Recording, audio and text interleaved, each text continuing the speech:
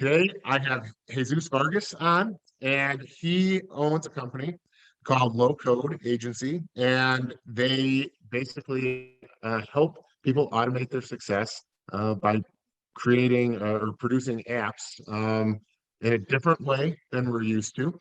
And no one can explain their business as well as the actual entrepreneur themselves. So I'm going to allow you to introduce yourself in full and talk, get everybody up to speed with how you can help us automate our success. Thanks, Joe. Thanks for having me. So yeah, Low Code Agency is my business, and what we do is we build apps using low and no code tools or solutions. So just like Wix and Squarespace and WordPress actually a few years ago built these drag and drop interfaces to build a website, today, in the last few years, no code and low code tools have come up and grown massively that allow people to build apps the same way as you build a Wix or a Squarespace website. It might be a little bit more complex than dragging and dropping things, but it's a visual way of building things. So what that means is that people, our clients, or people that build apps for themselves, get an app way faster and way cheaper than traditional development because it's very visual. Apps are built very fast, and our clients are either people who want to launch a business, entrepreneurs, or they want an MVP, or actual small and medium businesses that want to automate a process, an internal process. And yeah, the return on investment is great because these apps are built in less than 5 weeks. Our starting price is $3,000, so it's very cost effective. And we've built over 220 apps so far in a couple of years. So that's the elevator pitch for low code. All right, so you said a couple of things that I wanna undress here a little bit. So you just said you could build an app for $3,000. Did I hear that right? Yes. Okay. So what kind of app does $3,000 get you? Because I'm assuming that's an entry level. I mean, that you're coming from someone who's building an app, and I have a lot more than $3,000 invested. I wish I met you 3 years ago, right? So because I'm still in the process of building my app. So coming from someone who is building an app, I can tell the listeners, you know, building an app it has for me been a process. So this is quite interesting. It's very intriguing to find out how that process can be streamlined. And in that streamlined process, apparently saves the entrepreneur a lot of money. So can you dive into that a little bit and explain how that can be? Yeah, the pricing, the pricing depends, right? What is very important, and I thought we were talking about this later, but I can bring it up now. No, we can talk about it later, but go ahead. Yes, I apologize. Yeah, go ahead. With no code and low code tools, we are building inside of a box, right? So there might be certain things or ideas that low code and no code are not the right tool set to build your app, right? So people are like, I want to do Uber and I want live tracking, and then I want a notification for when the driver does something, right? So these massive apps, we have to think that Uber didn't start with what they have today, right? They started with an MVP. So that MVP that Uber had, I don't know, 10 or 15 years ago, we can build. We cannot build what Uber is now. And I mentioned Uber, and I mean like marketplaces, this two-phase like Uber, Postmates, like this type of apps, Airbnb, right? So pricing depends, of course, but with low code and no code, usually what these tools already have is the user interface, the elements, the components. So the buttons and the layouts and the fonts, right? So there are limitations, which are usually good if you're building an MVP, right? Because most people, most business owners or founders are not that technical that they know how wide should a button be in a phone versus a computer, right? And we don't care. We don't care because the platforms that we use to build the apps provide those components and elements, right? So we actually build the logic. We make sure that the app works. The user interface is fantastic. It's clean. It works great on any device. It's actually we build web apps, progressive web apps. So they're living in the browser. So we depend on the either Chrome in Android or Safari in iOS to load your app. So there are certain limitations which in many cases, they're good enough for your MVP. They're great for a business that doesn't care a lot in terms of if the button has a gradient or not. But if you want if you have a mock-up with a beautiful design, maybe we won't be able to build exactly the same. Right. So what types of so of course and thanks for answering that. I didn't mean to put you on the spot with the cost because I just wanted an expectation to be set for people, right? I mean, and you answered it perfectly. You know, of course, how many features you need or how many layers deep the app is how I would see it in my mind, is obviously cost, right? So most people that are calling or most industries, like, do you see, is there a particular industry you guys have been helping a lot so far, or is it all over the place? And what problems are you guys solving, or what things are you automating for these businesses with the use of your app? So yeah, I mean, we've done over 200 apps, a lot of industries. We build a lot of apps for the healthcare industry. And we help a lot of service-based companies where they usually have a lot of people and don't have enough processes or don't have automated a lot of their processes in their business. So they have to, or maybe because they already have a lot of people, it's like, okay, you do this and you do this task that could be automated. Usually small and medium businesses are already using a software or a bunch of different tools to run their business, right? And usually there are things that are living in software A that you want in software B. So I don't know, QuickBooks and your CRM. Let's say you have two different platforms. And in many cases, you will have someone in your team like copying and pasting stuff from your CRM into QuickBooks, right?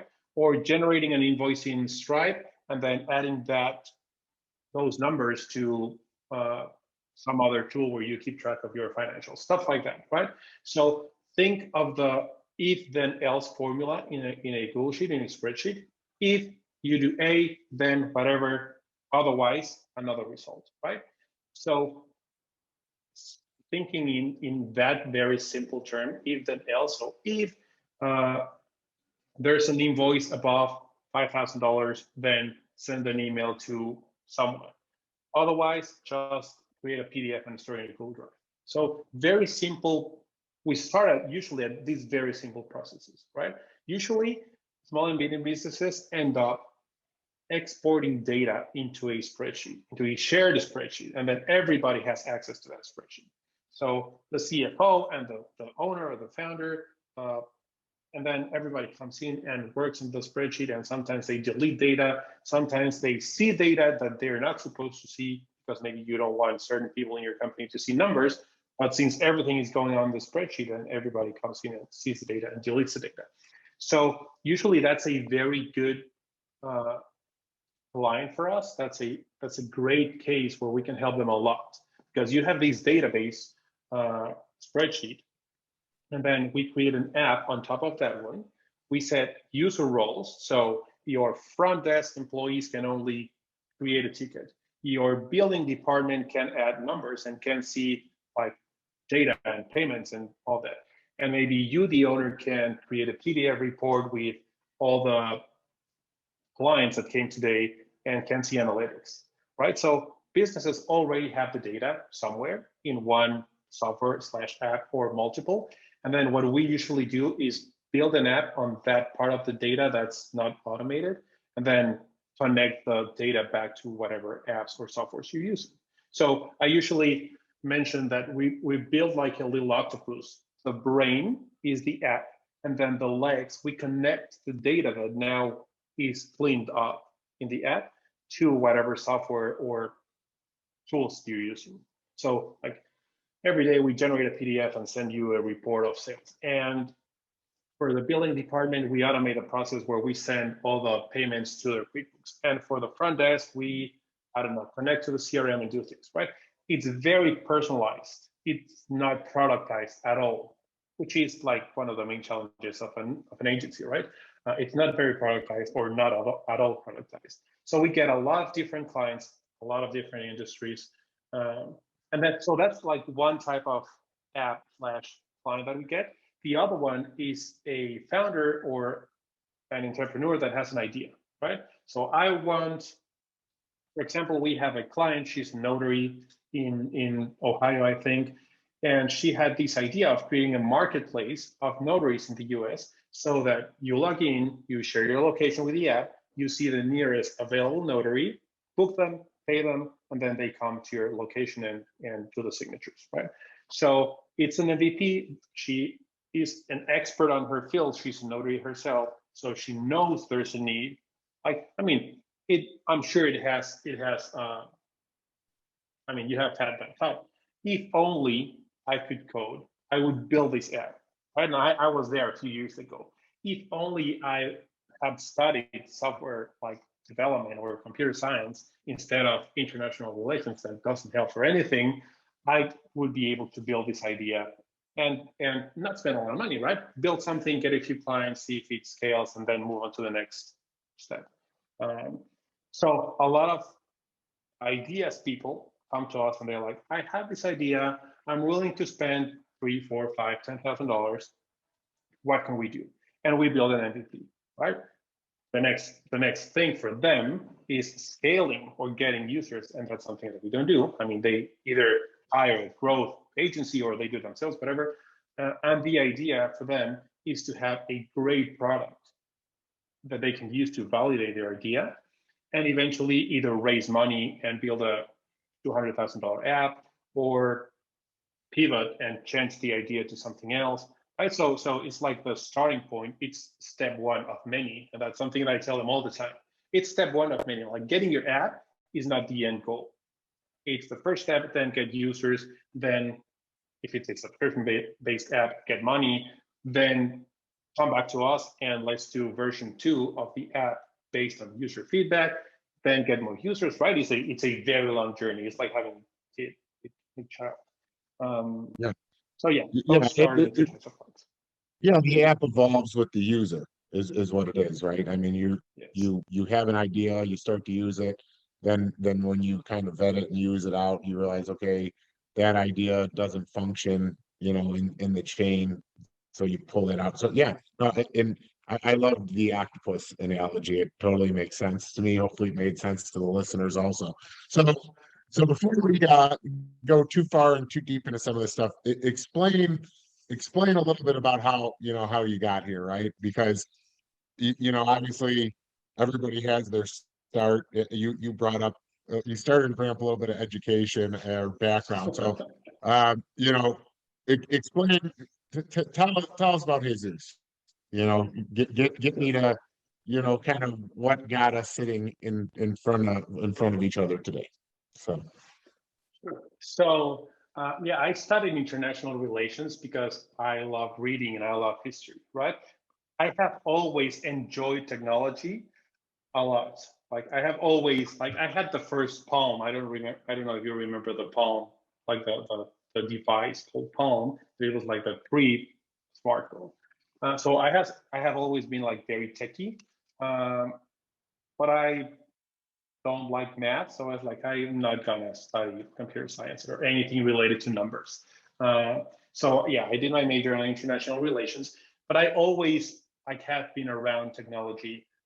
My grandfather had a large company, technology related, like in the 80s, the 90s. So I have always been in that area somehow. And then after college, I took a job and got an employee. And at a certain point in time, my then girlfriend, now wife, she's a lawyer, and her dad is a notary. We live in Mexico. I live in Cancun. But before living in Cancun, I was living in Mexico City. And notaries in Mexico are a big deal. Like they are law firms, unlike in the US, you have to pass a test. There are very few notaries in Mexico. They make a lot of money and they think like a lawyer, right? They think in terms of their books and their laws, right? So they're not very business savvy. And I don't mean this in a disrespectful way, but seeing them, like seeing my father-in-law and his friends, all of them, most of them had had a bad experience that their office manager had stolen money from them. or they didn't know anything about their financials. So they were very good lawyers, very bad business owners. And so I was like, okay, there's an opportunity here. I'll build an app. And by app, I don't mean app in the phone, like software, right? I'll build a solution that helps notaries in Mexico that have a very unique type of business manage their operations, their clients and their business and their money and all that. So I have a friend, and he's a developer. So we had this business where we built software for notaries, right? So what I was doing, I was selling, and I was like project managing, right? Because one of the I think a very important part of an agency, of a software development agency, is making sure that we understand what you want, right? There's a lot of things that get lost in translation. That's probably one of the reasons that there's a bad rep for agencies somewhere else in the world, like India or Ukraine, because people don't understand what you are saying, and not because of the language, but because of how you say things and how the other person interprets those things, right? So we had this very small business, which failed eventually because we couldn't scale. So we sold to a few notaries. We wanted to productize the service. So ideally, it would be like a software as a service. We plug into your notary, and then everything happened there. And then we couldn't scale, and we didn't do that anymore. I took a job again, and eventually I found this tool called Glide, Glide, Glide Apps, in Product Hunt, which is a website which, I don't know, people or founders pitch their idea and other people vote on them, and you get like a top 10 list for every day. So on Product Hunt, I found this tool called Glide that says, build an app in 5 minutes using Google Sheets for free. I was like, okay, I do understand databases. I do understand like project management. I'm decent at Excel. I can write if I show, because at the end, if we think of apps are not that complex. It's just data displayed in a 3D way. Everything's in the database, and then we either show you or not data based on your user role. Like the admin sees everything, the billing department sees money, right? So it's very simple. It's very logical though. So I was like, okay, I do understand an Excel file. I can build it. And then that was the start of Low Code Agency. Eventually, I became certified in this tool and another tool, and then we built a business on top of that. So that has been like the journey from school all the way to here.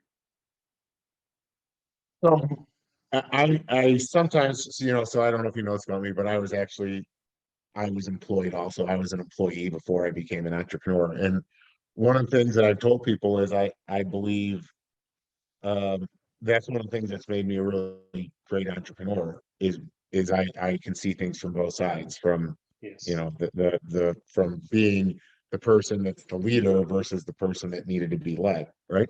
So so looking at that, like, was there anything when you had that job, when you left from the one and then started this, that kind of made you start to see that there's a need for this to help entrepreneurs? Or like, what is it that made you really realize that there could be something here to help growing entrepreneurs? Was it anything to do with your past employment, or just it sounds like maybe you've always wanted to be an entrepreneur and kind of just jumped into that? Yeah. I've always wanted to be an entrepreneur. And then, I moved to Cancun a few years ago because I don't like Mexico City. I think it's unsafe.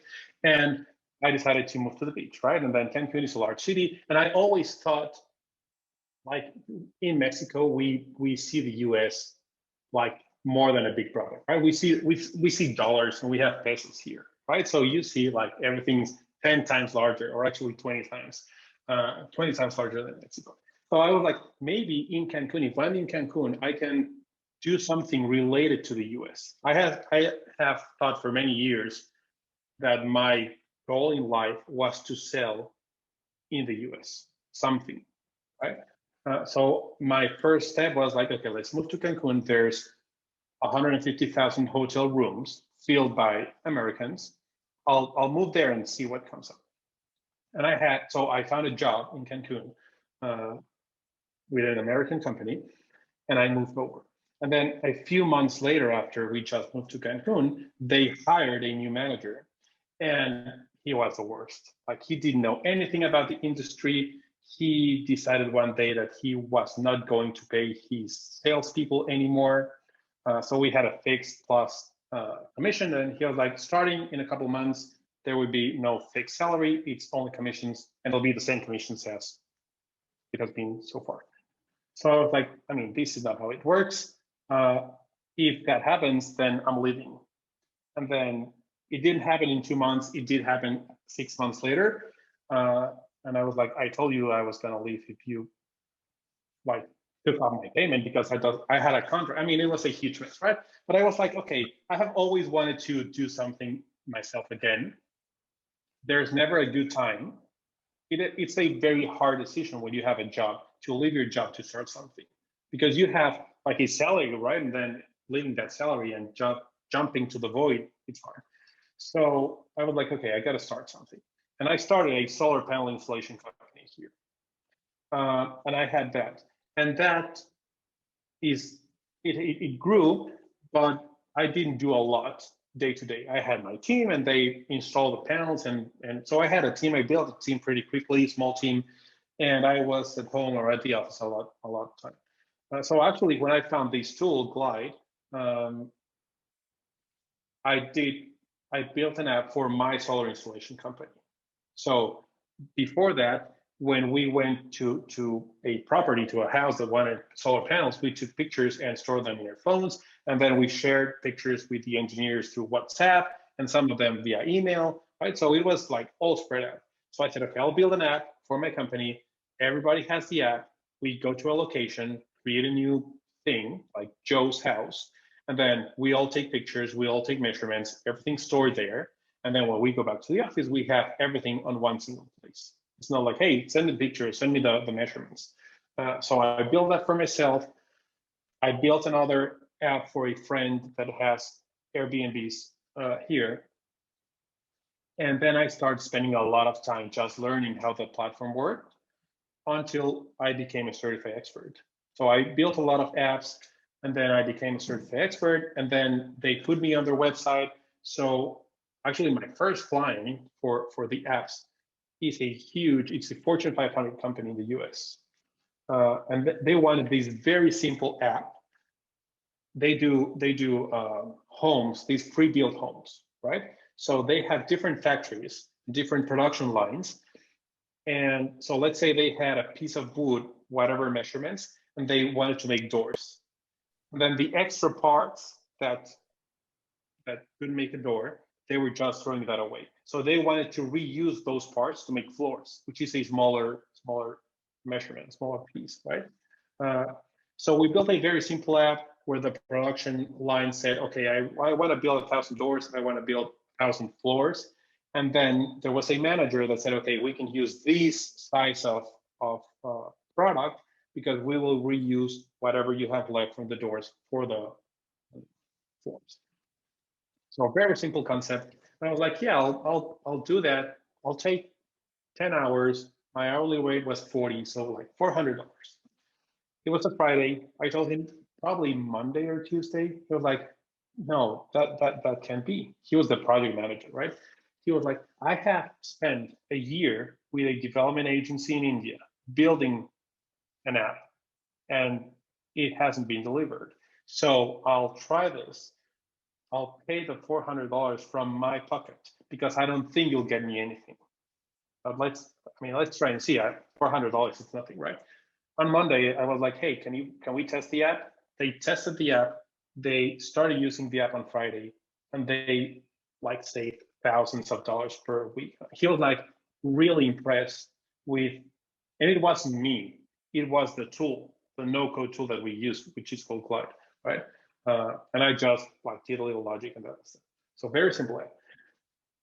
And then my eyes opened, and I was like, okay, there's an opportunity here, not only for these huge businesses, which are outliers. I mean, we've worked with American Express and like iconic, like huge companies, but those are not our typical clients because they usually have an IT department and some development teams, and it's a mess, right? But there's a huge opportunity with small and medium businesses that do have, let's say, the same needs, not at the same scale, the same needs, but they don't have the resources or the maybe the way of thinking in software terms, right? Like usually when we speak with prospects, they tell us what the end result is that they want, right? This is what I have today. This is my ideal outcome. And the step from A to B is a black box. I won't even say a gray line. They don't know. So can we get this? I have this spreadsheet. Can you give me whatever? And it's like yes or no. Like I'm very straightforward. So no, we cannot do that, or yes, we can do that, and then we took it out. So yeah, that was the first app that I sold. It was fun. I mean, it was very interesting to see what could be done with these no-code, low-code tools. Did you get any more work from that company then in other apps, or was that a kind of a one and done for you? Yeah, that was the only app we built for them. I feel like that's kind of a shame because I feel like you Yeah. far exceeded their expectations. I feel like there should be some sort of residual for you on that, you know. Um, so let me ask you a question, you know, doing that myself. So then where does the app get hosted? And then are you able to get hosting fee? Like how, you know, because obviously it's got to get hosted somewhere, right? Right. So how does that work with your company? The tools that we use host the data themselves. So let's say the logic of the app software, the platform uses Google Firebase, so Google Cloud Services, Google Cloud Platform. The database is either stored in Google Cloud Platform or in your own Google Sheet, in your own Google Drive, right? So maybe sometimes the client sets up a Google Drive folder, gives us access, we create a sheet, and then that sheet acts as a database or the backend of the app. So at the end, I mean, that's a huge advantage. If no-code and low-code is the right tool for building an app, it's a huge advantage because if you think of larger apps, more complex apps, I don't even know, like a very complex app that has databases in MySQL or whatever, Mongo. I mean, you look at that database and you don't know what's going on, right? But you look at a Google Sheet and you do know what's going on. Right? So a lot of clients feel very comfortable and like the idea about no-code and low-code. For some, it's a limitation, but for some, it's a good thing, right? I can open my Google Sheet and I can see everything, right? My employees won't. My employees don't have access to that Google Sheet. They have access to the app, and then they can only do what their user role allows them to do, which is interesting for many businesses. So I'm going to give you a hypothetical, and I hope I get you a lot of business from this. Okay, I'm starting to realize when people write back, this is one of the things they like about our podcast. So, okay, so my snow removal company, we have a really awesome Excel spreadsheet that one of my estimators made. That I mean, Tony's really good on Excel, better actually than I am, much better. So anyway, so we can literally look at a parking lot, you know, take square footage, we input the square footage, and then we have all these efficiency ratings where depending on what box we're using to push the snow, which by the way, you're in Cancun, so this probably sounds like I'm speaking in Greek to you or something. But anyways, you know, we're all these different efficiency measures, right? If I said to you, okay, here's the spreadsheet, and all you need to do is overlay a map measuring tool that hooks up with the spreadsheet and gives the final output into this contract that we already have pre-built.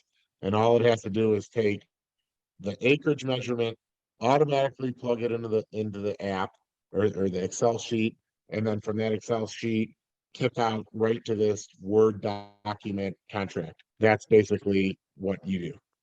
Right. You would tie all that in. We couldn't do the mapping thing on top of the app, but as long as someone adds the measurements, then everything else we can do.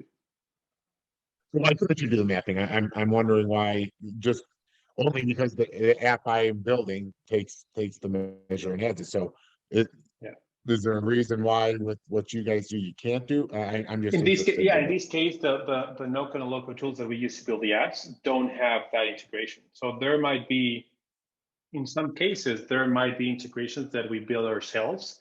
In some other cases, we depend on the platform's integrations. So in this case, if you want to overlay a map and then the map takes the distance, or you take the distance on top of the map and store that in the app, I would say right now, maybe we can explore it, but right now I would say that's something that might be a little bit out of scope.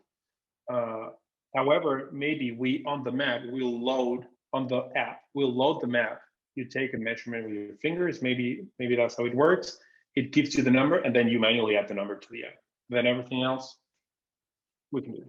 Like I'll give you an example. We have a client, they're in Chicago, financial industry, and then they loan money, right? So they have investors that put a lot of money, and this business called 12/5, they have clients that they loan money to. So before the app, the clients every week send their financial statements and their bank statement and I don't know, inventory information. And then based on that, 12/5, they crunch some numbers and they said, okay, this week I can loan you X amount. The client said, yes, I'll take it. So the 12/5 team created a PDF, sent it in, I don't know, some PDF signature tool to the client. Then the client signed, they got it back, they downloaded the PDF, stored it in the Google Drive, and whatever, right? Today, the client logs into the app. We have preloaded last week's numbers based on the type of client. Some clients have to upload their inventory data in order to get money. Some others don't have an inventory, right? So based on the type of the client, they add their numbers. Based on those numbers, they upload the documents, click a button. We generate a task for someone, for the account manager, right? So they get an email, Joe from Automatic Success filled out their weekly thing. So they go into the app, see the numbers, say yes, approve. That creates a PDF with the amount, sends it to the client, and then as soon as the client signs, we bring back the PDF, store it in the Google Drive, and create for the account manager a task saying this has been approved and signed, like move this over to the person in charge of the bank so that they can do the wire transfer. So I don't know how many steps, 10, 12 steps. Now probably we have like 3. So you're just, sometimes there are manual things that have to be done. Sometimes you want to do manual things, especially when you cannot automate the whole process, because like with this client, we have this unique scenario where we do this differently. So yeah, we sit down, we talk, and we figure out what parts can we automate, which parts we can't, or which parts might not make sense for your business or for the client or something. what's your thoughts and plans on growth and expansion of low code, right? So I mean, like you're making these apps and you're helping these people, but at the end of the day, I feel like you're doing it so efficiently, then my question or my wonder is how do you scale it, and how do you also, what are your thoughts on how you're going to monetize that back end efficiency where like I said, like you don't have to charge for hosting, you don't have to charge for that. So is your plan just take as much volume in as you can to make these really simple solutions for people, or is there a kind of a future play in what you see coming with the platform you use already? Does my question make sense? Yeah, absolutely. We do have some clients, medium-sized businesses that love automation, right? They see a lot of value in automating a lot of processes. We have a client, actually 12/5, this company in Chicago. They have, let's call not each step of the automation, but the full automation, a scenario, right? So they have over 200 scenarios or bots running every single day. So 200 bots that when you do this, it runs, right? It does something. So there are some businesses that have us on a retainer. So every month we spend X amount of hours. So we have a call every month. And it's like, okay, what are you thinking? Or maybe they have a form and they tell their employees every time that you do something twice per day or per week or whatever, fill out this form and explain, like create a small SOP. What do you do?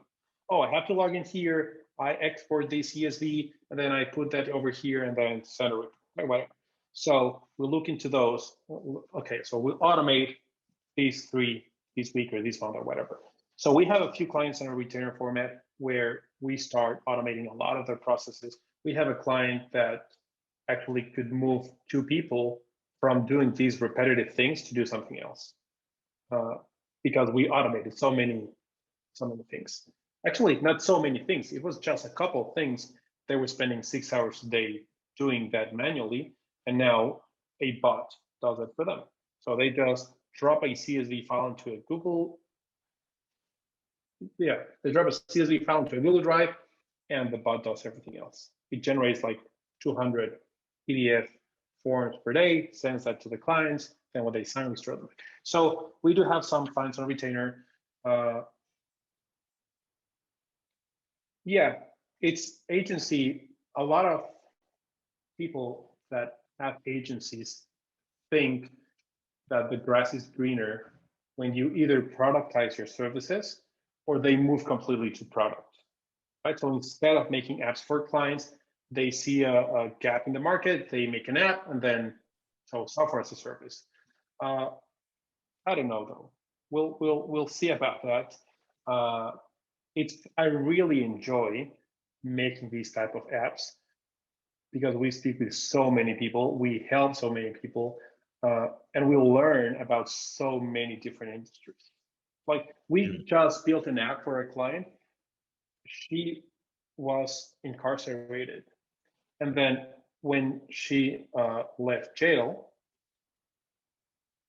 there's this very complex process that they have to do every single day. So I didn't know this, maybe you do, but if they want to go to the supermarket, they had to ask for permission. And they had to ask for permission and they have to fill out a very specific form. They have to send it to their case manager and their case manager has to approve it before they can go. In that form, they have to tell when are they leaving home, when are they coming back, how are they going to Target, right? Car, bike, public transport, and the route. In case they get in Mexico or in the United States? No, in the US, in the US.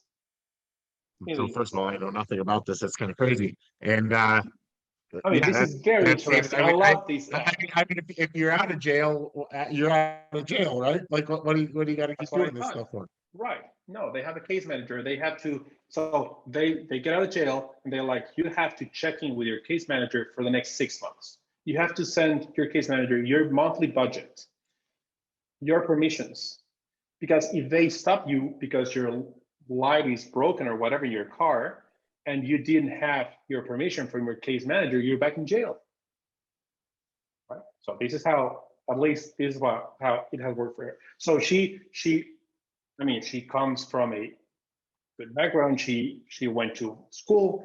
So she was like, okay, there's a huge opportunity here for all of these people that, I don't know, forget about calling their case manager and to ask for permission to go to church on Sunday, right? Or go see their kids. So we built an app for them. They fill out, so we have pre-filled some information based on their case manager's phone and their email, whatever. So they just say, okay, I'm going from home to Target today at 3 and I'm coming back at 5.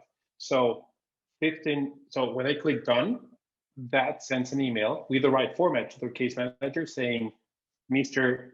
Joe Doe is going to Walmart, right? Because at the end, if the case manager doesn't respond, it's like a yes. It implies a yes, okay? So they just have to send that to their case manager.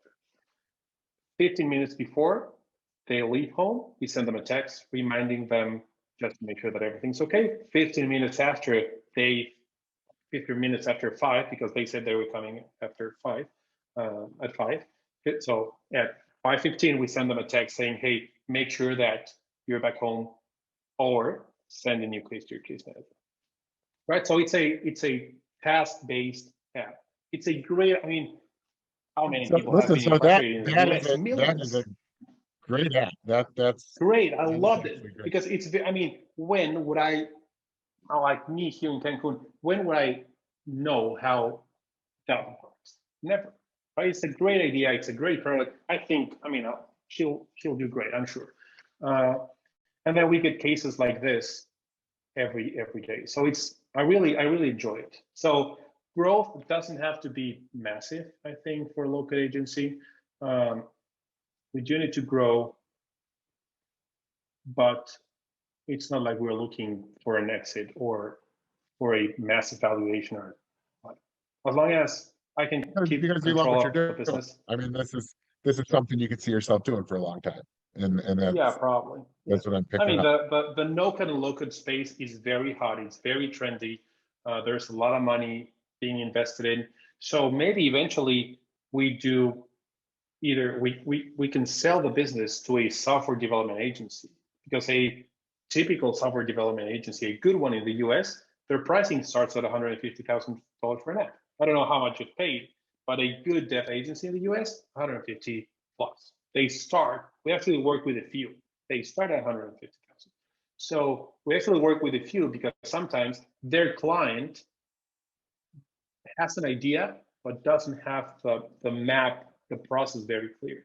So they're like, okay, let's build an MVP with no code. We build those for them.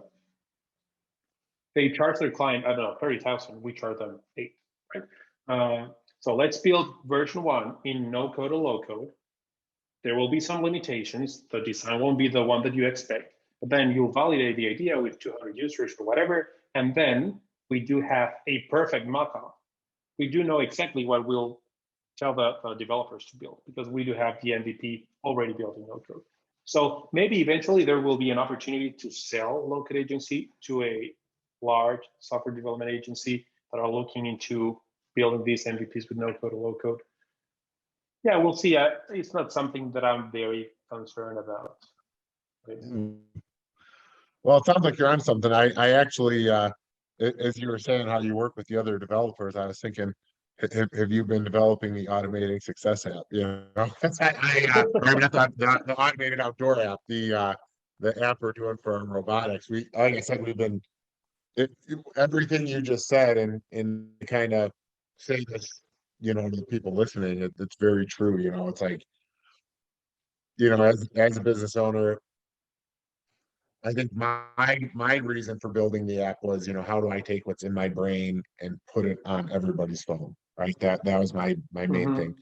So to kind of speak to people that maybe are thinking, should I call Jesus or not? So here's how it was for me. I knew I needed to figure out a way to replicate, and an app is a great way to replicate what's in your mind as an entrepreneur, because it puts it in steps and stages and forces people to follow it. So, you know, to me, the roadmap seemed very clear. I could take on a piece of notepad and say, okay, when I talk to a customer, I take their information and I take their name, address, phone number, boom, boom, boom, boom, and I put it in my notepad. And then from my notepad, I measure their yard. And then from measuring their yard, I figure out what kind of robot they need. And from figuring out what kind of robot they need, I give them a price to buy it and a price to do a service agreement. And then once they say, yeah, okay, so that's one step, right? That's like my booking or CRM, like Mm-hmm, boom, right? mm-hmm, mm-hmm. But then the question was, okay, then once they buy it, now the next step is I have to get all that information out to a technician, So I want a bunch of middle managers. So when I first started working on my app with the other company, unfortunately, we just talked, right? So what can I tell you? But then then I'm like, okay, well now I have to figure out how to get it to them. So now that's the next build. So that's the next price, and now we're building that part out. And then we're adding checklists, So I think we're on, I bet probably version 9 at this point, Mm, and I'm getting to the point where I'm like, is the damn thing ever going to just be complete? Because right. Yeah. because every day I'm like, ooh, we should have, and part of it's not their fault. I have to say it's my fault, because every day I'm like, ooh, I You should come up have with this any idea. down. Yeah. Yeah, exactly. So, but anyway, so my app is probably a lot more complex, than what I would have gotten. But I tend to wonder now, looking back on it, for the people listening, that if it ever needed to be this complex, right? Because one of the things that I think happens, and hopefully you'll expand on this, is um, technology is supposed to streamline and make things easier, but all too often we want we start thinking about the tech, and then because tech is kind of cool, we get trapped in this like closed loop of let's just keep making it really cool, but we never actually release Yeah. it, Yeah. right? Yeah, absolutely. I mean, I tell people, yeah, we get a lot, a lot of clients like you where you start with something and they're like, oh, can we do this? I always tell them, with technology, with software, everything can be done. With time and money, everything can be. Maybe in our case, not with no-code and low-code tools, but in general, everything can be made. However, I mean, my wife says that unfortunately, I don't really care. Unfortunately, I don't have a filter when I say things. So I usually tell my clients, no, we will not. I mean, can it be done? Yes. Let's leave it for later. Like, let's get your app, like in your case, let's get your app in your employees' hands. Because if you build like this massive thing that you have in your mind, when they open the app for the first time, they will be like, there's too much going on. Where do I click? Right? It has to be like the simplest thing. One button, one screen, one button. What's the only thing that you can do?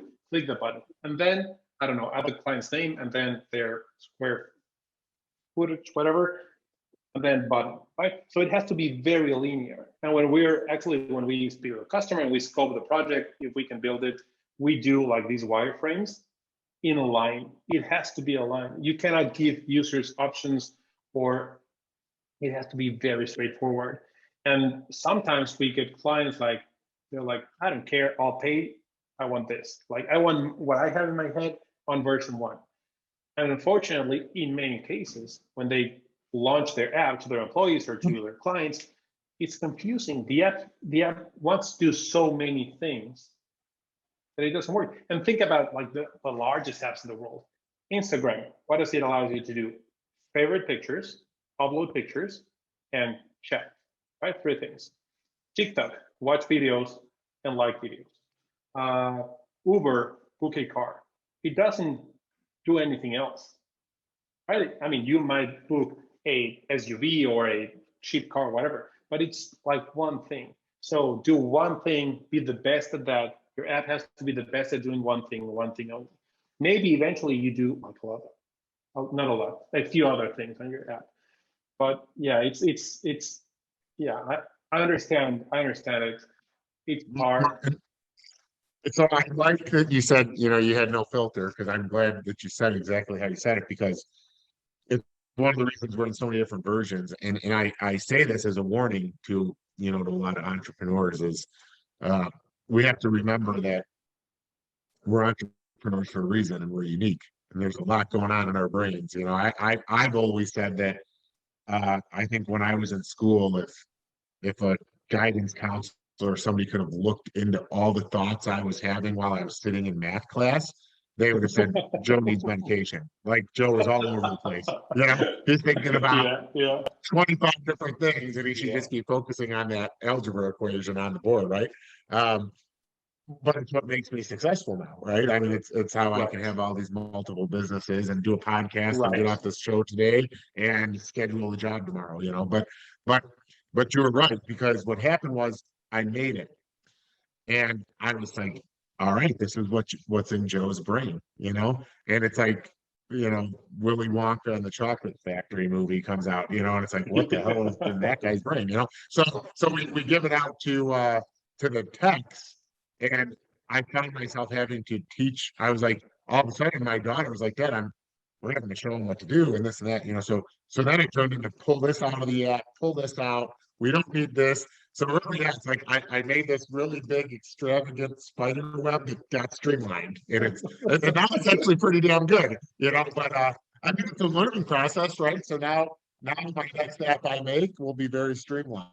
But like I say, life's an education, and Yeah, yeah, it's you're gonna pay for it either way. You're gonna go to college or you're gonna learn through trial and error, and you're gonna spend some money and true. it is what it is. But so all right, so we've talked a lot of business. So tell me about, tell me about your upbringing, your background, your family, especially, and let's talk about you living in Cancun, because as I'm sitting here in the Chicago market, I vacation to Cancun, so I kind of want to hear about all that, so go ahead, tell me about you, Yeah, so I mean, I have a sister. She's a year and a half younger than me, and something unique for us in Mexico is that we were homeschooled the whole 12 years, right? Which is very unusual in Mexico. We were homeschooled in a US based, like Texas, very Christian system, education platform. So, and it was very unique because it's based on the student doing everything themselves, right? Like homeschool in general, you don't have tutors or teachers, right? So you have a textbook where you read your lessons and another textbook where you like write and then self score yourself. So it's very strict. My family, my mom was very, very strict. Um, so yeah, I mean, I didn't know what to study. As I said earlier, I studied international. I majored in international relations in Mexico City. And for many years after that, actually not after that, when I was on my second year in college, I started working for my grandfather. He built a pretty large business in the 80s and 90s, where many years ago in the 90s, before 94, the borders of Mexico were closed in terms of importing stuff from other countries. So everything had to be built or manufactured in Mexico. And he had this factory, the only computers factory in Mexico. So he had a huge deal with Microsoft because like his company was the only distributor of Microsoft like Windows 94 and Windows 95. So that's what I said earlier, that I was a little bit involved with technology since I was very young, because we always had computers because like test computers ended up at our place. And while I was not the nerd that was like coding on C++ at 5, I play around with computers like any other kid, right? Uh, then I went to college. So when I was in college, I started working at that company doing purchasing. So I was a purchasing assistant. At that time, we imported a lot of things now in the year 2005, I guess. So I traveled a lot. I went dozens of times to China and Malaysia, some other Southeast Asia countries to buy electronics and furniture. So that company was selling office equipment. So it was fun and I learned a lot because it was a very unusual family business because I was not a family member, I was an employee, right? So there was no advantages of being a family member. So he was very strict, very successful, very old school. Like he didn't like women working for him. So he had his daughters working for him and he always had this conflict. So anyway, I learned a lot in those years. Then I did a master's, an MBA, left the company because I was like, I need to grow, right? I can't stay here forever. I won't take over this company. I have to do something for myself. So I always tried like doing little things myself, starting some businesses. I started a website building business. I bought a taxi and it's still working, the taxi, right? So I did a lot of things and I did a lot of things that didn't work, right? Because sometimes, and I'm not saying that I'm successful, at least I do have a business, right? But usually when I listen to podcasts or interviews like this 10 years ago, you're like, oh, this guy either is very lucky or hit the jackpot or has always had this tool set in his life that allowed him to get to this point.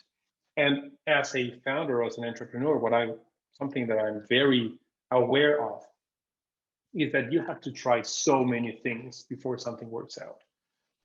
It might be industry related, it might be location related.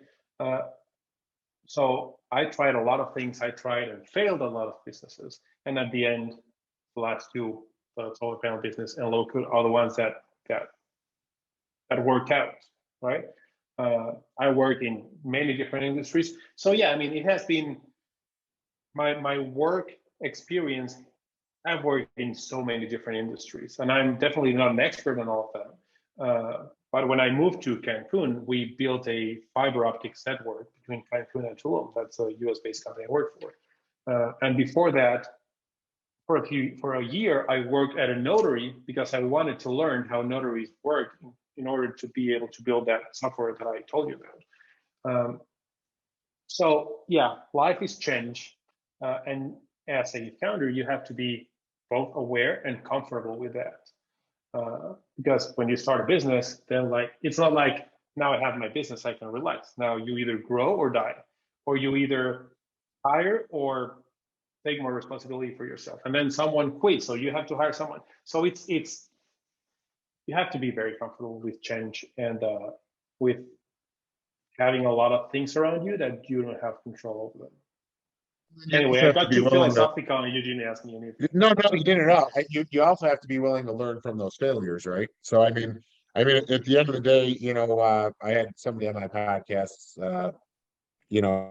that basically says problems are not problems, they're opportunities, and really failure most people see as a problem, but failure, especially when you're an entrepreneur, it's an opportunity to learn from the failure, and which is what we do our entire life. It's like as kids, it's like you really get good at riding a bike. I mean, I remember, trying to ride over a ramp, well, when you fall off the ramp, you look back and you say either did my ramp fail or did I fail? And then you kind of right. Because I mean, like for me, when I think back, like we would have these little pieces of plywood with bricks, and you look and you're like, oh, the stack of bricks fell. So that's what happened, and you figure out how to stack the bricks different. And you try it again, right? I mean, business is for a lot of entrepreneurs, especially startups, like true startups.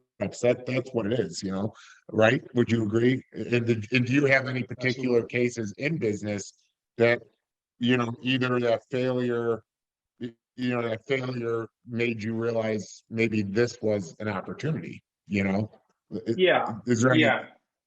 No, I think I have a 1.5 year old, and I see. I mean, he's very young though, but I see now that he. I don't want to say he wants to be independent, but he sometimes he like moves you around. Like, don't touch me. I'll do this Yeah, myself. Like, I walk by myself, and then he falls, right? And then that's the same thing as an entrepreneur. You might have advisors or people that help you, but at the end, you have to fall yourself so that the next time when you're walking, at least you don't fall the same way. You might fall in a different way, but not the same way. Hopefully, you'll learn your lesson. yeah, So yeah, for example, when I started low code, like most software development agencies, you come with an idea and they will always say, yes, we can build it for you. In our case, we don't, right? So originally I was like, okay, we'll do this business and we'll have a lot of tools that we can use to build an app or a website or an e-commerce site or whatever, right?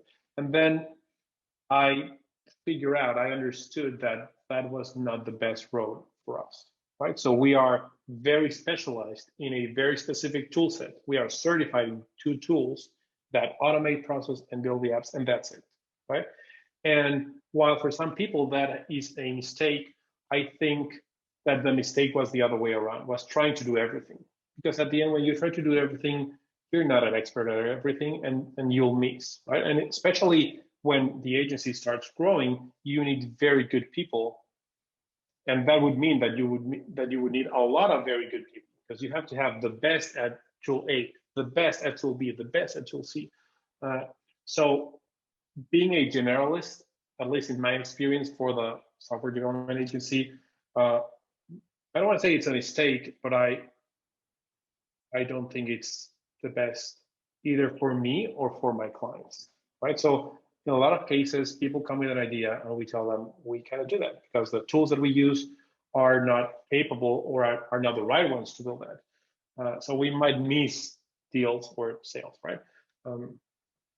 But I think that I would have problems or I would be very stressed not like trying to do everything and building everything and taking every lead that comes your way. Um, so yeah, choosing your clients is something that's important. That's hard to do when you're starting. Like when you're starting, you take whatever comes your way. So when I started, someone was like, "Can you build a website?" Yes. Can you do this? Yes. I'll do whatever it takes, right? But eventually, ideally, I think that you have to specialize. And when you specialize, that's when your value for your clients is very palpable. It's very, they can feel it, right? Today I can speak with anyone. I have 220 apps and I cannot show them all, but I can show them 150 apps. So you're like, oh, I want to, like in your case, I want this app where we take measurements. And I'm like, yeah, I have built this app for this client, right? So we are so specific in the tools that we use that, and now we have so much volume that I can show you something. So it's hard in the beginning to specialize, but I think at the end, it's worth it. No, you're right. That's very good advice. There's actually a very close relationship I have, and it's kind of a mentor relationship at this point right now with he's helping me scale my automation business, and that's his big thing right now is we have to know what customers are ours, and the most powerful tool we have right now is when to say no. If it doesn't fit into what we're going to specialize in, we're just not going to do it. It doesn't mean that 10 years from now we might not help somebody with that problem, but right Right. now it doesn't help us scale what we want to do, by trying to help them do what they want to do. It just might not fit, it doesn't go that way. So yeah, no, that's great advice. I'm glad you brought that up for people listening. Um, so you know, back to your life, like what do you like to do? I mean, outside of work, what's your hobbies? What do you do down there in Cancun? It seems like there should be a lot to do in Cancun. So I mean, it's like I'm sitting here wondering, do you love the water? Yeah. What do you love to do? I love the water, and that's the reason I'm here in Cancun. Yeah, I love the water. I love the water more than the beach. The water, I mean, I have a jet ski. So now I cannot do that as often as I did before the baby. Uh, but yeah, I love the jet ski. There's a lagoon, and then there are a couple of ways out to the ocean in Cancun. So I have my jet ski in the lagoon. So it's great. I mean, like being on the jet ski, looking at the sunset in the water, it's absolutely amazing. Sometimes in the water you can see dolphins and turtles. It's great. Yeah, I love it. It's really good. It's a very touristy city, so it's not like there is a lot of things to do as a local. So when we do things, it's like going to a underground river, or going to a hotel, or going to boat, like getting a boat with friends and going out to the ocean. So stuff like that. Uh, but now, I mean, probably I don't want to say it's my hopeful. Yeah, it's not. I wish I could do that more. Now with the baby, it's just taking care of the baby. Right? It's Yeah. hard. It's challenging, um, especially since now we're far from our families. Um, but yeah, the water is like my office is in the hotel zone, like surrounded by hotels. And on my way to the office and back home, I see the water the whole way. And that's like very relaxing. I mean, water is like relaxing and so powerful at the same time. It's funny when I'm you're cut- looking at water, you see this peaceful thing. When you're in the boat or the jet ski and you see the waves, and they're not like big waves, like, I don't know, 2, 3 feet. They're like, oh man, like 3 feet is small, but if you are floating in the water, you see this wall. So I don't know, water is very. I like water. I think there's water has a lot of meanings. it's calm and it's powerful. Like that's the thing. And I actually think like water to me is I call it my stress sponge. So first of all, I've been to Cancun several times. It's beautiful. You should consider yourself lucky to be there because I have spent my money there vacationing, So Yeah. and and and I will say that like I said, I think that there's just something about water, for me anyways, that I'm always drawn to it. And what's crazy is talking about the powerfulness of it. Like I constantly tell myself I want to live on the water. And I'm working on a deal right now. I just bought a lot up on Green Bay. So totally different kind of Mm, water, fresh water, yeah, yeah. clear, cool, crisp water. So if you're ever around here and you want to be by the water and you're in the United States, hit me up. I will literally bring you up there with me, and maybe you can return the favor down there in Cancun one Absolutely. day when I come. Yeah. But because I always like to think I make friends for life when we come on a podcast together. But um, anyways, I'm like petrified of tsunamis, though. I just have to bring this up. Like, I love the ocean and I want to live on the ocean, but then I see videos of tsunamis, and so as much as it's like a stress reliever for me, Hmm. it's about the only thing I'm scared of in life. Also, so it's funny you bring up how Yeah, powerful it this is, is, but I mean, we are on hurricane season, which is August to October. The worst ones usually are at the end of the season, so we are not out of the season yet. Um, so yeah, it's funny. I mean, talking about power and the water and the power that water has. It's funny, and I was speaking with a friend, and he's living in Hawaii. He moved from Ohio to Hawaii, and we were talking. I was telling Ohio to him Hawaii. Did you say Ohio to Ohio? Hawaii.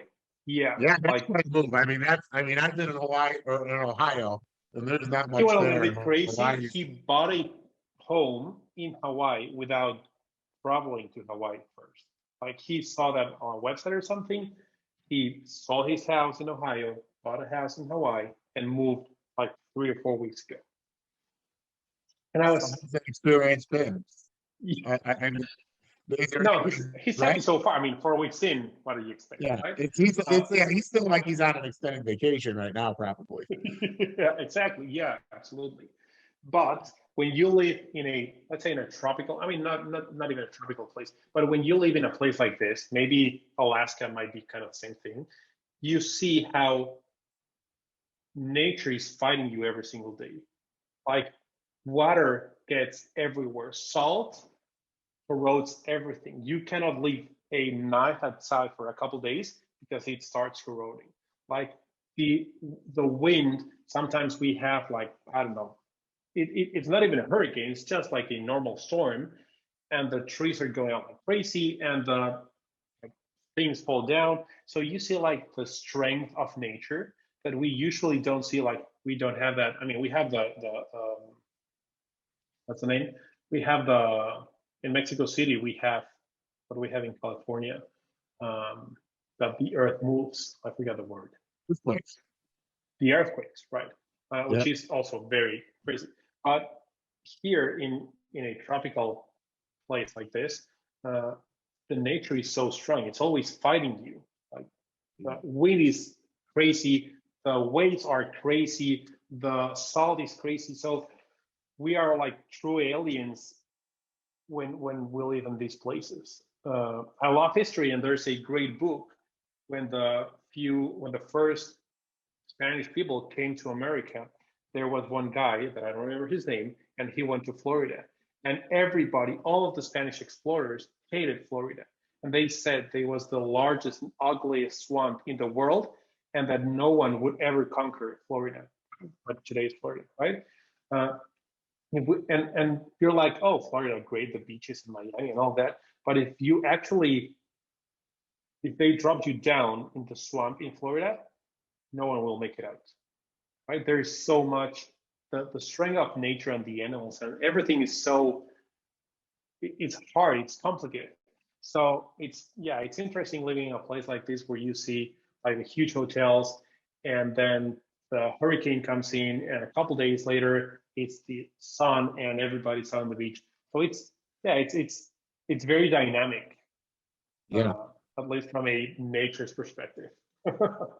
No, I mean it's funny you bring it up. 'Cause I was actually just down in Florida, and I was in Naples, and then I had an appointment in West Palm Beach. So it's like, and you have to drive through the Everglades, Yeah. and you're right, and it's like, there's alligator crossing signs as you're going down. I think it's 75, but Hmm. you're driving it, and you're right. I mean, if you got dropped in the middle of that, there's you probably get eaten in a day or two, and Yeah, they're absolutely. Yeah. so yeah, it is kind of crazy. And you think about how much money is spent to keep all of that stuff like presentable, and the Yes. hurricane cleanup and rebuild. But but it all goes back to why does it happen? And it's because we're all drawn to that water. you know. Yes. I mean, Yes. that's what it comes down to, you know. So so we're kind of getting to that point in the show where I ask the question that a lot of people have trouble with, and it, well, actually, before I ask that question, I want to find out more about your 1.5 year old, because you said you're watching. Is it a son or daughter? Son. Yeah. Son. What's your son's name? Alvaro. Uh, It's a complicated name in English. Alvaro. Alvaro. okay. Very Spanish name. So we would probably say Alvaro, Alvaro, right? Yeah. Alvaro. Okay. Yeah. Yeah. Yeah. Al in English. All right. Sounds good. So is that your first son? Yes. You're okay. Well, congratulations. If you've watched the show, you know I have a daughter that's Yeah. 21 now, and Yeah. here's what I can tell you: the time goes by so fast. You'll be jet skiing before you know it. You'll have to buy at least a second one because you're gonna want Alvaro to be out there with you, and and cherish it. You know, I'm not that old. I'm only 42 years old, but here's what I can tell you: you'll you'll look back and be like, "How did that time go so fast?" You know. So, so anyways, you It's know, interesting because I was speaking with a friend the other day talking about, I don't know if it happened to you, but how, and I don't want to sound, I don't know, it's hard, right? When you start, when you're a parent or a dad in my case for the first time, there are a lot of things that you hear or read about, and when you're actually a dad, things are not that way. Especially something that and as I said earlier, I don't have a filter. So people are like, when your kid is born, you will love him or her more than anything else in the world. And I think that's not true. Like I got my kid, I mean, but we got the baby, not got like my wife delivered the baby, and I was like, what the hell is this guy doing here? Like I don't know him. Why should I like follow him? I don't know him. I don't like it. I mean, at least with his mom, he was 9 months in her belly, right? In her body. But in my case, I was like, I mean, these guys. I mean, and I don't mean that in a bad way. Like I I love get him, it. obviously, but it's challenging. I think, especially now in our generation, that we have social media and we see people having fun all the time, right? You log into Instagram, Facebook, people are uploading pictures of vacations or their dogs or the jet ski or whatever, and then you have a kid and you have to be there with a baby, right? It's not even a kid yet. And you feel like you're missing out a lot of things because you still see your friends, especially now. I'm 35, so a lot of my friends don't have kids, are married or not even that. So they're just having fun, partying and going out and doing stuff. And now I have to be with my kid, right? And I don't mean that in a bad way, but it's just a social construct, maybe, or it might be something that we might be more aware of now than earlier. I think that for my parents, uh, they were expected to have children and to be with their children. And I think that today, 30 something years old are expected to work and have fun and go out. And a lot of people don't see having children as the most important thing. And of course, it is not.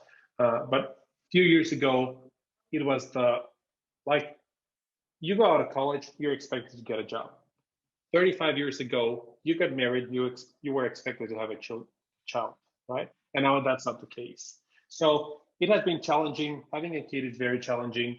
Uh, and I was speaking with this guy, and he was like, we as parents, we always want, as parents of a newborn or a baby, we want time to go faster.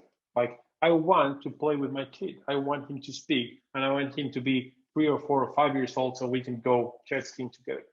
But I understand also, like you just said, time goes so fast that you have to enjoy every stage of the process. And the stage right now is that he's a baby and he cannot even do or take 3 steps by himself. So yeah, I understand where you're coming from, but it's work.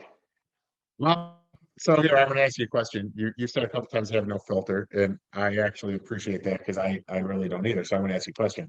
So I've heard you say uh, I've heard like your grandfather I think you said something about your mom. So tell me about your dad. Like, because I haven't heard anything about your dad yet. And I'm asking that question because I'm going to lead to the next question. So, Okay. was your dad in your life? Was he a major influence in your life? Like, is he still in? Yeah, I mean, my parents got divorced when I was 17 or 16, and my dad has always enjoyed his liberty, right? So Yeah. he's a professional horse trainer. So his Okay. life is horses, and he's 60 something, and he still does that. I have a good relationship, but I don't think I have a lot in common with my dad. So So for me, I think why so I'll tell you my experience with my daughter and now my stepsons because uh my fiance has three boys, two of which work for me and the other is 16 right now. And I have a lot of it, I have a lot of influence in his life and I think he looks up to me. So my dad and I are like best friends. Okay. okay, And I mean seriously, we talk every day. I talk to my dad literally every night. I mean, I went to Dallas, Texas. So I did a 1 day trip. I went from Illinois to Dallas. I was in Dallas, got on a plane and flew back from Dallas to Illinois yesterday. And my dad literally texted me at 10:20 at night to make sure I was back home.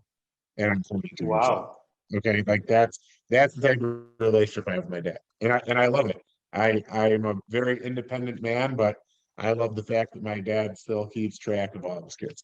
So for me, it was totally opposite. But the other thing is it was a daughter that I had when I was 20 years old when I had my daughter. And to me it was an instant bond, but it was a bond because there was this little girl that I knew I was going to protect forever. Okay. right, I was always going to be her protector. Um, and I wanted, nothing more than to influence her life like my life was influenced okay, by my parents, you know? Um, but yeah, I mean, listen, man, parenting is hard.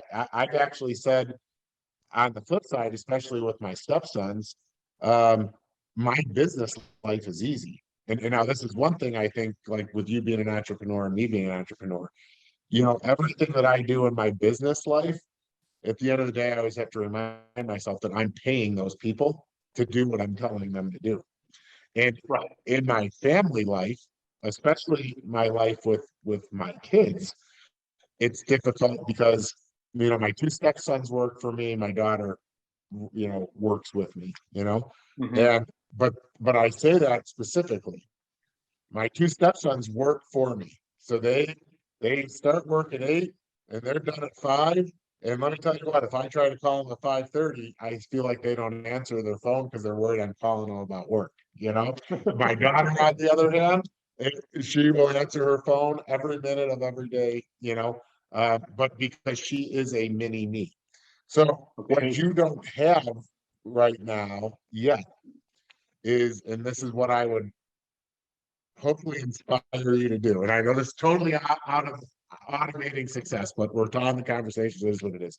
And actually it is part of automating success because my success is automated because I literally have a mini me in my daughter. Like okay, I know if I died tomorrow, okay, my daughter will carry on because she is me. okay, She's me. And she just doesn't realize it yet. I look back at my daughter, 20, she's 21, and even though she's the female version of me, I see so much of myself in her when I was 21. So I know she's going to be way better than me when she's 42 right, right, because she's already doing it. So anyways, back to this with you. I don't think it has to be an instant love. I think it has to be a guiding love. And I think what will happen is if you make sure you guide your son, uh, and like I said, just guide him, let him be who he wants to be, let him develop to what he wants to be. Uh, you'll look back and maybe you'll look back and be like, man, I can't believe that guy on that podcast back in 2021 told me this, and my son's 21 now. And hopefully we're still talking and you'll hit me up. But I'm telling you, it's one of the most rewarding things. But it doesn't don't ever let it feel forced, And here's the thing: all those friends that are in their 30s right now having fun. Okay, so your son's 1.5. you said you're in your mid-30s, so 35. Yeah. you'll be in your mid-50s when your son is starting to live that time of his life. You'll still have plenty of Yes. years to have fun. All your friends that Yes. are still having fun and haven't started their family yet, their kids are going to want them doing stuff, and they're going to be in their 60s and be like, holy I shit, know. they want me to And go jet skiing with yeah, them no, right yeah. now. So see, that's the other benefit. Sorry, I got into this whole long thing, but as you can tell, I No, but love let me being a just tell dad you more than something about this. anything And in I my life. heard this the other day in a podcast with this guy. He said something really good.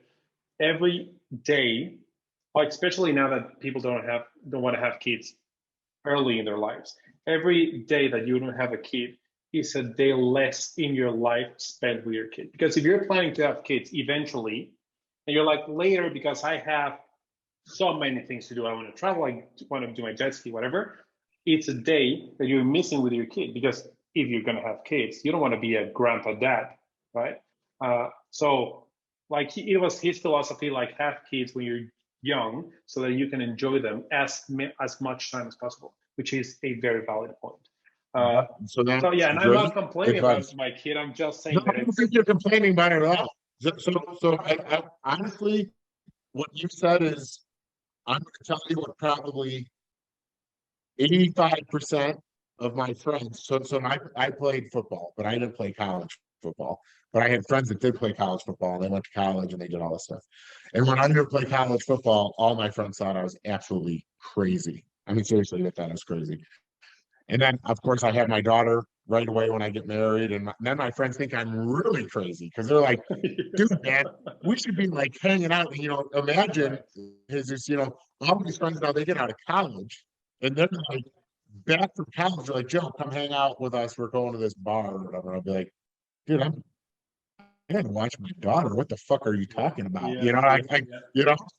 But now here's what's crazy: they're all the ones at home with their kids, And I'm and going I'm the out. one that's up in Door County buying a lot right on Green Bay and flying to Right. Dallas because I can do whatever I want. I'm only 42. And you also brought up a great point that with every day that you get to spend. I mean, I can't imagine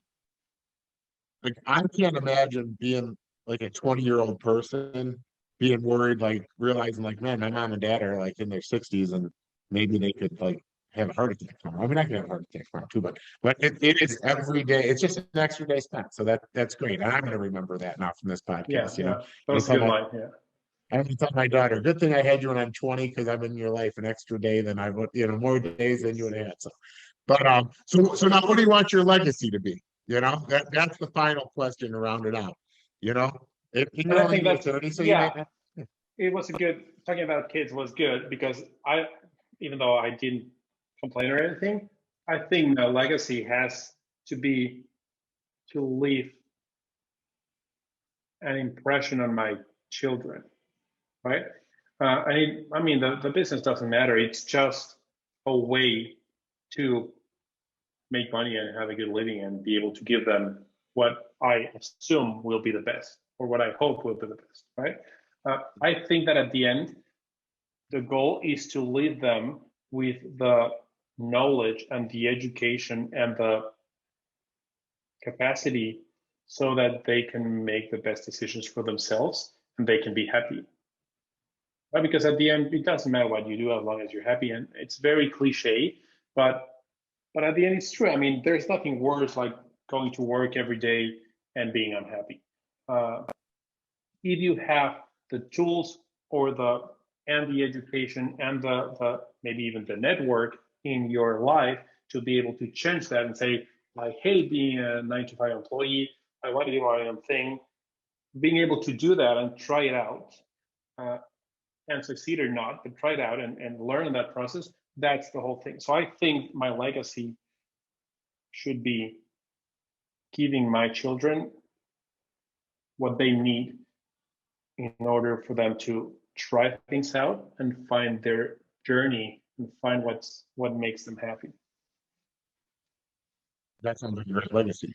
And I want to be clear. I didn't think you were complaining.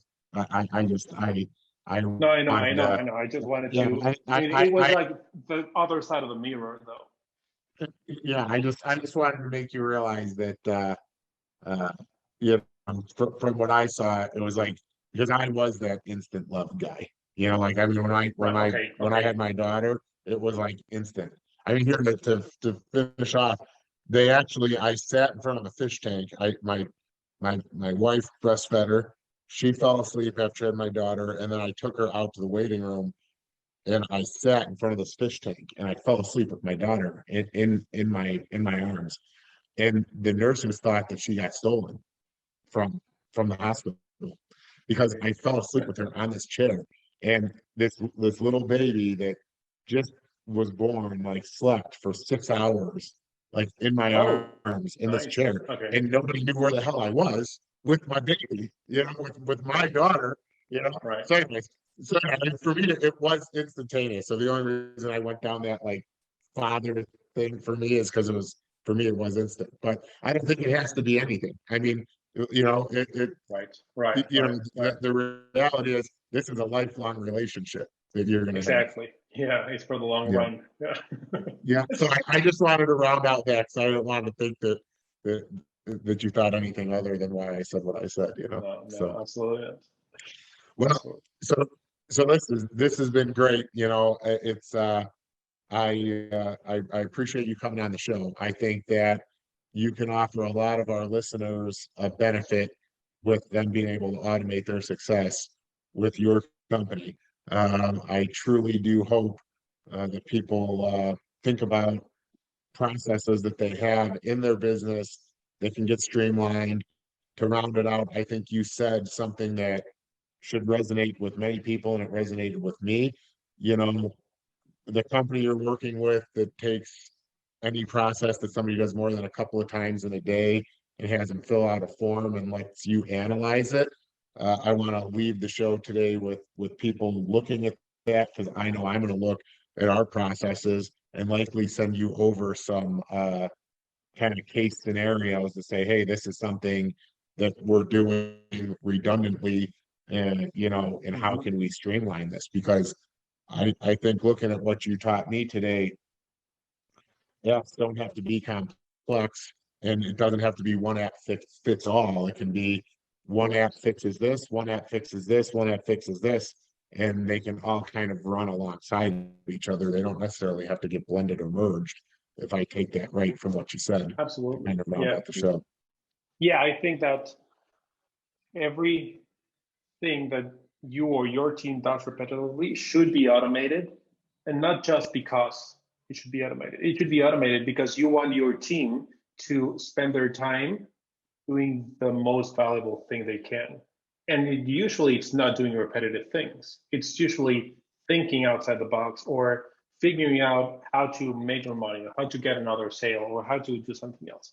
So like that, it's cheap to automate. So have the bots do the automations and have your team, which is comprised of great people, spend time thinking or doing something that's more productive, and gives you a better return on investment on their salaries or their rate than doing repetitive stuff. Awesome. Well said. All right. Well, Jesus, thanks for being on the show. Greatly Thanks for having appreciate me, all your Joe. I time. had a great time. Yep. So did I. All right. Thanks. You have a great one. You too. Bye.